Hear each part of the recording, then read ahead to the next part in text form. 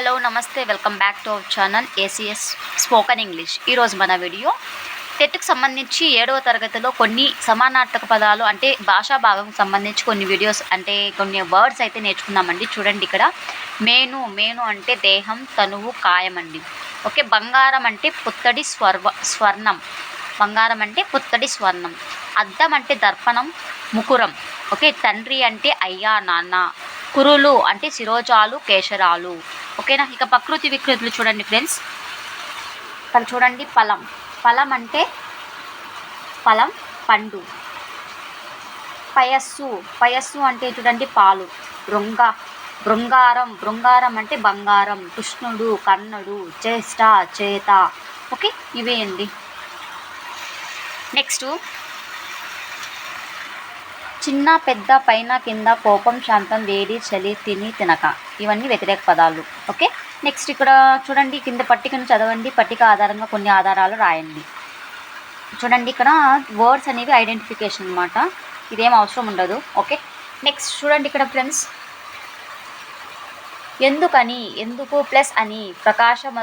ప్రకాశమతుడు, ప్రకాశము plus అతడు.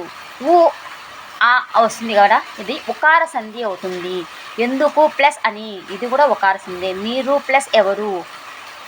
Plus ఎవరు ఉకార సంధి. ఉత్వ సంధి కూడా అనవచ్చండి. మనసైనా, మనసు ప్లస్ అయినా. రాజెక్కడ, రాజు ప్లస్ ఎక్కడ. ఇవన్నీ ఉకార సంధికి సంబంధించినవి. ఓకే, పదాలు విడదయండి. మాయమ్మ, మా ప్లస్ అమ్మ. ఓయమ్మ, ఓ ప్లస్ అమ్మ. ఓకే, మామయ్య, మా ప్లస్ అయ్య. దుతయితుడు, దూత ప్లస్ ఇతడు. మా ఇల్లు, మా ప్లస్ ఇల్లు. పదాలు కలిపి రాయడం అన్నమాట. మనసు ప్లస్ అయినా, మనసైనా, మనసు అయినా. నెక్స్ట్ మేనా ప్లస్ అత్త, మేనయత్త అండ్ మేనత్త. పూలు ప్లస్ ఎత్తి, పూలెత్తి.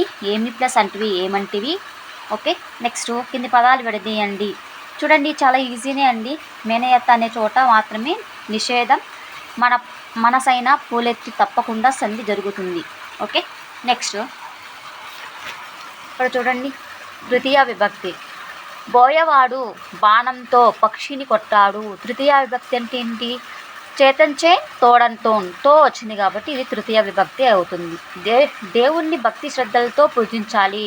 వచ్చింది, అందుకని తృతీయ విభక్తి. వాల్మీకి 24,000 శతకాలతో రామాయణం రచించాడు. చూడండి, నెక్స్ట్ కుశలవులు సప్త స్వరాలతో పాట పాడారు. ఇది కూడా తృతీయ విభక్తి. చూడండి, అనేది వచ్చింది. నెక్స్ట్